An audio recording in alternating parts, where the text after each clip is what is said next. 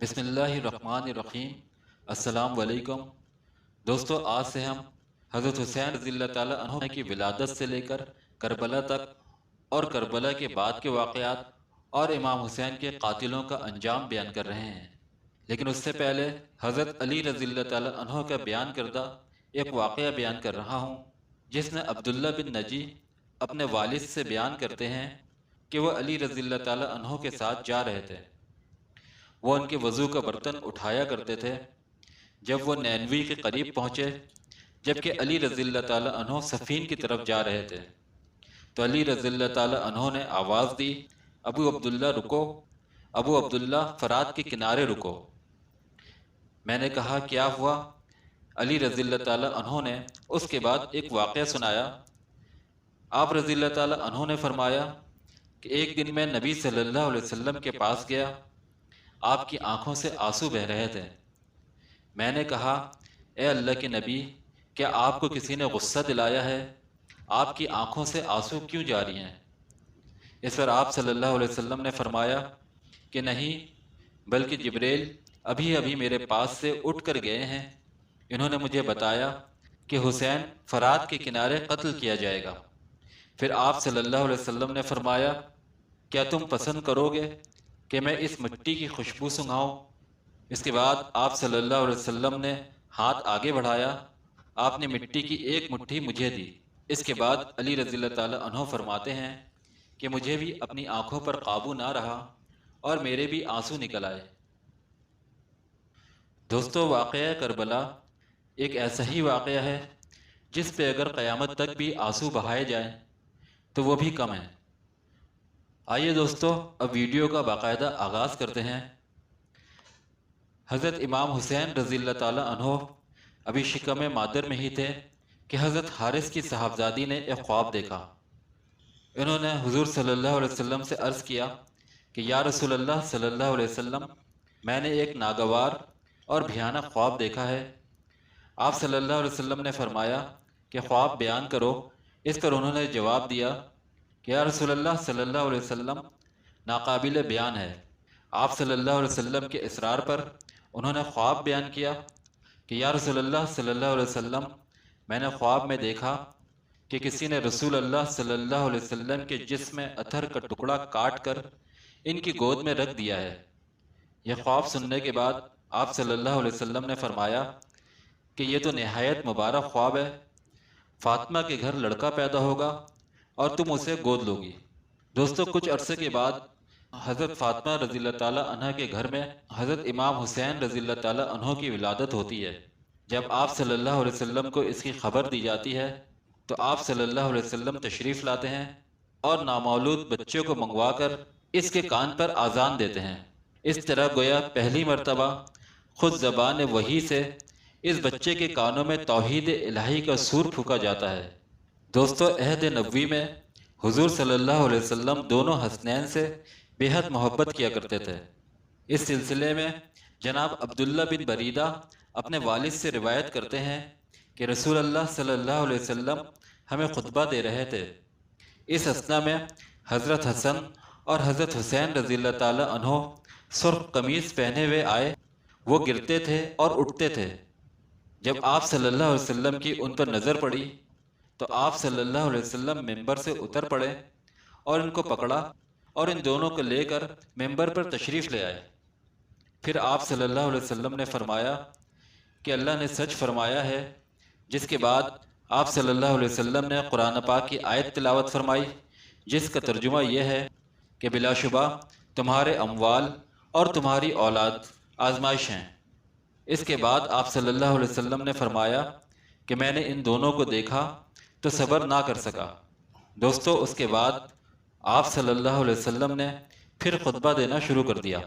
اسی طرح حضرت شداد رضی اللہ تعالیٰ عنہ بیان کرتے ہیں کہ مغرب یا عشاء کی نماز کے لیے اللہ کے رسول صلی اللہ علیہ وسلم تشریف لائے تو آپ نے حضرت حسن یا حسین رضی اللہ تعالیٰ عنہ کو اٹھا رکھا تھا۔ رسول اللہ صلی اللہ علیہ وسلم نماز پڑھانے کے لیے آگے بڑھے اور بچے کو نیچے بٹھا دیا۔ پھر نماز کے لیے تکبیر تحریمہ کہی اور نماز شروع کر دی۔ نماز کے دوران میں آپ نے ایک سجدہ بہت لمبا کر دیا۔ تو میں نے سر اٹھا کر دیکھا تو بچہ رسول اللہ صلی اللہ علیہ وسلم کی پشت پر بیٹھا تھا اور آپ سجدے میں تھے۔ میں دوبارہ سجدے میں چلا گیا۔ جب رسول اللہ صلی اللہ علیہ وسلم نے نماز پوری فرمائی تو لوگوں نے گزارش کی کہ اے اللہ کے رسول، آپ نے نماز کے دوران میں ایک سجدہ اس قدر لمبا کیا کہ ہم سمجھے کہ کوئی حادثہ پیش آیا ہے یا آپ صلی اللہ علیہ وسلم کو وحی آنے لگی ہے۔ اس پر آپ صلی اللہ علیہ وسلم نے فرمایا کہ ایسا کچھ بھی نہیں ہوا، بلکہ میرا بیٹا میری پشت پر سوار ہو گیا تھا، تو میں نے پسند نہ کیا کہ اسے جلدی میں ڈالوں حتیٰ کہ وہ اپنا دل خوش کر لے۔ دوستو، امام احمد فضائل صحابہ میں یعلا عامری سے روایت کرتے ہیں کہ ایک مرتبہ ایک دعوت پر اللہ کے رسول صلی اللہ علیہ وسلم کے ساتھ میں بھی تھا۔ نبی کریم صلی اللہ علیہ وسلم ساتھیوں کے آگے آگے چل رہے تھے۔ آپ صلی اللہ علیہ وسلم کے پیارے نواسے حسین راستے میں بچوں کے ساتھ کھیل رہے تھے۔ اللہ کے رسول نے انہیں پکڑنا چاہا تو بچے نے آپ کی گرفت سے بچنے کے لیے ادھر ادھر بھاگنا شروع کر دیا۔ نبی صلی اللہ علیہ وسلم انہیں ہنساتے رہے حتیٰ کہ انہیں پکڑ لیا۔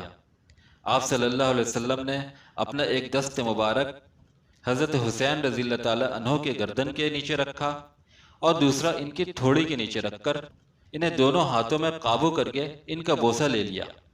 ساتھ ہی آپ صلی اللہ علیہ وسلم نے فرمایا کہ حسین مجھ سے ہے اور میں حسین سے ہوں۔ اے اللہ، حسین سے محبت فرما۔ حسین نواسوں میں ایک شان و عظمت والا نواسا ہے۔ دوستو، غرض ہے کہ آپ صلی اللہ علیہ وسلم اپنے دونوں نواسوں سے بہت محبت کرتے تھے اور ان دونوں کو دیکھنے کے لیے تقریباً ہر روز حضرت فاطمہ الزہرا کے گھر میں تشریف لے جایا کرتے تھے۔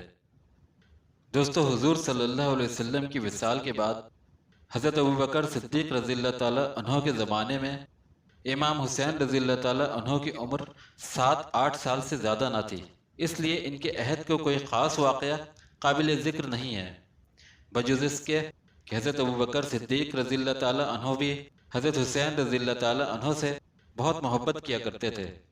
دوستو، حضرت ابوبکر صدیق رضی اللہ تعالیٰ عنہ کے بعد حضرت عمر رضی اللہ تعالیٰ عنہ کے ابتدائی عہد خلافت میں بھی آپ بہت کم عمر تھے، البتہ آخری عہد میں سن شعور کو پہنچ چکے تھے، لیکن اس دور کی جنگ اور مہمات میں آپ رضی اللہ تعالیٰ عنہ کا نام نظر نہیں آتا۔ دوستو، حضرت عمر رضی اللہ تعالیٰ عنہ بھی حضرت حسین رضی اللہ تعالیٰ عنہ سے بہت شفقت فرمایا کرتے تھے اور قرابت رسول کا خاص خیال رکھتے تھے۔ یہی وجہ ہے جب بدری صحابہ کے لڑکوں کا آپ رضی اللہ تعالیٰ عنہ نے 2000 وظیفہ مقرر کیا تو حضرت حسین رضی اللہ تعالیٰ عنہ کا محض قرابت رسول صلی اللہ علیہ وسلم کے لحاظ سے 5000 ماہوار مقرر کیے۔ دوستو، حضرت عمر رضی اللہ تعالیٰ عنہ کے بعد حضرت عثمان رضی اللہ تعالیٰ عنہ کے زمانے میں آپ رضی اللہ تعالیٰ عنہ پوری طرح جوان ہو چکے تھے، چنانچہ سب سے اول اسی عہد میں میدان جہاد میں قدم رکھا اور 30 ہجری میں طبرستان کی فوج کشی میں مجاہدانہ شریک ہوئے۔ پھر جب حضرت عثمان رضی اللہ تعالیٰ عنہ کے خلاف بغاوت برپا ہوئی اور باغیوں نے قصر خلافت کا محاصرہ کر لیا تو حضرت علی رضی اللہ تعالیٰ عنہ نے دونوں بھائیوں کو حضرت عثمان رضی اللہ تعالیٰ عنہ کی حفاظت پر مامور کیا۔ چنانچہ حفاظت کرنے والوں کے ساتھ ان دونوں نے بھی نہایت بہادری کے ساتھ باغیوں کو اندر گھسنے سے روکے رکھا، لیکن جب باغی کوٹھے پر چڑھ کر اندر اتر گئے اور حضرت عثمان رضی اللہ تعالیٰ عنہ کو شہید کر ڈالا اور حضرت علی کو شہادت کی خبر ہوئی تو انہوں نے دونوں بھائیوں سے بڑی سختی سے باز پرست کی کہ تمہارے ہوتے ہوئے باغی کس طرح اندر گھس گئے۔ دوستو، جنگ جمل میں اپنے والد بزرگوار کے ساتھ تھے۔ اختتام جنگ کے بعد کئی میل تک حضرت عائشہ کو پہنچانے کے لیے گئے۔ جنگ جمل کے بعد جنگ صفین کے قیامت خیز واقعے میں بھی آپ نے بڑی سرگرمی سے حصہ لیا اور التواء جنگ کے بعد معاہدہ نامہ پر بحیثیت شاہد کے حضرت حسین رضی اللہ تعالیٰ عنہ نے بھی دستخط کیے۔ پھر جنگ صفین کے بعد خوارج کی سرکوبی میں بھی بڑے انہماک سے حصہ لیا۔ دوستو، اس کے بعد سن 40 ہجری میں حضرت علی رضی اللہ تعالیٰ عنہ پر قاتلانہ حملہ ہوا اور آپ رضی اللہ تعالیٰ عنہ شہید ہو گئے اور آپ کے بعد حضرت حسن رضی اللہ تعالیٰ عنہ خلیفہ ہوئے۔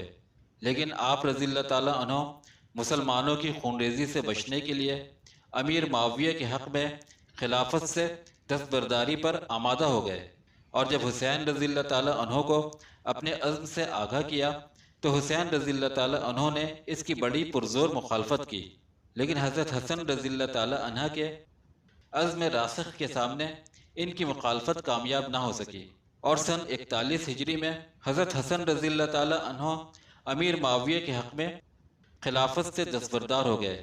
دوستو، خلافت کا سلسلہ جب امیر معاویہ تک پہنچتا ہے تو حکومت میں خلافت کا وہ مثالی رنگ نہیں رہتا جو خلفائے راشدین کی حکومتوں کو حاصل تھا۔ معاویہ رضی اللہ تعالیٰ عنہ کو مشورہ دیا جاتا ہے کہ زمانہ سخت فتنے کا ہے، آپ اپنے بعد کے لیے کوئی ایسا انتظام کریں کہ مسلمانوں میں پھر تلوار نہ نکلے اور خلافت اسلامیہ پارا پارا ہونے سے بچ جائے۔ دوستو، باقضائے حالات یہاں تک کوئی نامعقول یا غیر شرعی بات بھی نہ تھی، لیکن اس کے ساتھ ہی آپ کے بیٹے یزید کا نام آپ کے بعد کی خلافت کے لیے پیش کیا جاتا ہے۔ دوستو، ابتدا میں حضرت معاویہ رضی اللہ تعالیٰ عنہ کو کچھ تعامل ہوتا ہے اور وہ اپنے مخصوصین سے مشورہ کرتے ہیں، ان میں سے کچھ موافقت میں رائے دیتے ہیں اور کچھ مخالفت میں، لیکن یہ بھی حقیقت ہے کہ یزید کا فسق و فجور اس وقت تک کھلا نہیں تھا، اور بالآخر بیعت یزید کا ارادہ کر لیا جاتا ہے۔ شام و عراق میں یزید کی بیعت کے لیے چرچا کیا جاتا ہے اور اس بات کو شہرت دی جاتی ہے شام و عراق، کوفہ و بصرہ یزید کی بیعت پر متفق ہیں۔ دوستو، اس میں کوئی شک نہیں کہ امیر معاویہ رضی اللہ تعالیٰ عنہ نے اس مسئلے پر ممتاز لوگوں سے مشورہ کر لیا تھا، اور یزید کی بیعت حج کے موقع پر ہزاروں افراد نے کی تھی، لیکن یہ بیعت دباؤ کے تحت کی گئی تھی، اور امیر معاویہ رضی اللہ تعالیٰ عنہ ہر حال میں اپنے بیٹے کو خلیفہ بنانا چاہتے تھے۔ اگر لوگ بیعت نہ کرتے تو وہ پھر بھی اپنے ارادے سے باز نہیں آتے۔ یزید کی جانشینی کی جن 5 ممتاز اصحابہ کرام نے کھل کر مخالفت کی تھی، ان میں حضرت حسین رضی اللہ تعالیٰ عنہ، عبداللہ بن عمر رضی اللہ تعالیٰ عنہ، حضرت عبداللہ بن عباس رضی اللہ تعالیٰ عنہ، حضرت عبداللہ بن زبیر رضی اللہ تعالیٰ عنہ، اور حضرت عبد الرحمن بن ابو بکر رضی اللہ تعالیٰ عنہ شامل تھے۔ دوستو، حضرت عبد الرحمن بن ابو بکر نے تو صاف صاف کہہ دیا تھا کہ اپنے بیٹے کو جانشین بنانا ابو بکر رضی اللہ تعالیٰ عنہ اور عمر رضی اللہ تعالیٰ عنہ کی سنت نہیں ہے، بلکہ یہ قیصر و قسرہ کا طریقہ کار ہے۔ دوستو، حج کے موقع پر امیر معاویہ، عبداللہ بن عمر رضی اللہ تعالیٰ عنہ، عبد الرحمن بن ابو بکر رضی اللہ تعالیٰ عنہ اور عبداللہ بن زبیر رضی اللہ تعالیٰ عنہ سے علیحدہ علیحدہ ملاقات کرتے ہیں اور انہیں یزید کی بیعت پر قائل کرنے کی کوشش کرتے ہیں، لیکن یہ تینوں افراد یزید کی بیعت سے انکار کر دیتے ہیں۔ اس کے بعد حضرت حسین رضی اللہ تعالیٰ عنہ اور عبداللہ بن زبیر وغیرہ خود جا کر امیر معاویہ سے ملاقات کرتے ہیں اور ان سے یہ کہتے ہیں کہ یہ کسی طرح مناسب نہیں کہ آپ اپنے بیٹے کو خلافت کے لیے نامزد کریں، بلکہ ہم 3 صورتیں آپ کے سامنے رکھتے ہیں اور آپ ان تینوں میں سے کسی ایک طریقہ کار کو اختیار کر لیں۔ پہلا طریقہ کار یہ ہے جو نبی کریم صلی اللہ علیہ وسلم نے اختیار کیا کہ اپنے بعد کا معاملہ مسلمانوں پر چھوڑ دیا کہ وہ خود اپنے لیے خلیفہ مقرر کر لیں۔ دوسرا طریقہ حضرت ابو بکر صدیق رضی اللہ تعالیٰ عنہ کا تھا کہ انہوں نے ایک ایسے شخص کا نام دیا جو نہ ان کے رشتہ داروں میں سے تھا نہ ان کے خاندان میں سے، اور ان کی اہلیت پر تمام مسلمان متفق تھے۔ اور تیسرا طریقہ وہ ہے جو حضرت عمر فاروق رضی اللہ تعالیٰ عنہ نے اختیار کیا کہ اپنے بعد کا معاملہ 6 آدمیوں پر دائر کر دیا، مگر دوستو حضرت امیر معاویہ کو اس رائے پر اصرار رہا کہ اب تو یزید کے ہاتھ بیعت مکمل ہو چکی ہے، اس کی مخالفت آپ لوگوں کو جائز نہیں۔ حضرت امیر معاویہ کی زندگی میں تو معاملہ یہیں تک رہا کہ شام و عراق کے عام لوگوں نے یزید کی بیعت کو قبول کر لیا، اور دوسرے حضرات نے جب یہ دیکھا کہ یزید پر مسلمانوں کی بڑی تعداد مجتمع ہو گئی ہے تو بحالت مجبوری انہوں نے بھی مسلمانوں کو انتشار اور تفرقہ سے بچانے کے لیے اس کی بیعت کو قبول کر لی، مگر اہل مدینہ اور خاص طور پہ حضرت حسین رضی اللہ تعالیٰ عنہ، حضرت عبداللہ بن عمر رضی اللہ تعالیٰ عنہ اور عبداللہ بن زبیر رضی اللہ تعالیٰ عنہ نے بیعت یزید سے صاف انکار کر دیا، یہاں تک کہ حضرت معاویہ رضی اللہ تعالیٰ عنہ کی وفات ہو گئی اور یزید بن معاویہ نے ان کی جگہ لے لی۔ دوستو تاریخ کامل میں ابن اسیر لکھتے ہیں کہ وفات سے پہلے حضرت معاویہ رضی اللہ تعالیٰ عنہ نے یزید کو کچھ وصیتیں فرمائی۔ ان میں ایک یہ بھی تھی کہ میرا اندازہ ہے کہ اہل عراق حسین کو تمہارے مقابلے پر آمادہ کر دیں گے۔ اگر ایسا ہوا اور مقابلے میں تم کامیاب ہو جاؤ تو ان سے درگزر کرنا اور ان کی قرابت رسول صلی اللہ علیہ وسلم کا پورا احترام کرنا، ان کا سب مسلمانوں پر بڑا حق ہے۔ دوستو آج کی ویڈیو کو ہم یہیں پر اختتام کرتے ہیں اور اس واقعے کا دوسرا حصہ اگلے ویڈیو پہ بیان کریں گے۔ اللہ تعالیٰ سے دعا ہے کہ کہنے سننے میں جو غلطیاں اور خامیاں ہوئی ہیں اللہ انہیں دور کرے اور انہیں معاف کرے۔